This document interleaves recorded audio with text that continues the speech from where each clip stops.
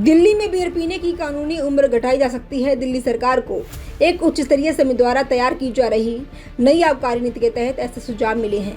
हालांकि अभी तक इस पर कोई निर्णय नहीं लिया गया है। अभी दिल्ली में शराब और बियर पीने का कानूनी उम्र 25 साल निर्धारित है। दिल्ली सरकार को एक उच्च स्तरीय समिति द्वारा तैयार की जा रही नई आबकारी नीति के तहत बियर पीने की कानूनी न्यूनतम उम्र 25 साल से घटाकर 21 साल करने के सुझाव मिले हैं। हालांकि अभी तक इस पर कोई निर्णय नहीं लिया गया है।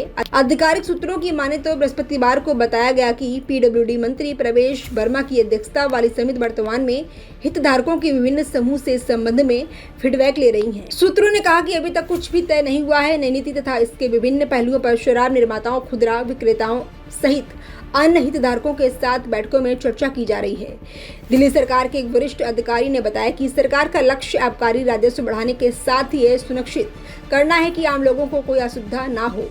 उन्होंने कहा कि शराब पीने की कानूनी उम्र कम करने पर विचार किया जा रहा है। दिल्ली में शराब खरीदने के लिए कानूनी रूप से न्यूनतम उम्र 25 वर्ष है, जो अन्य शहरों की तुलना में सबसे ज्यादा है।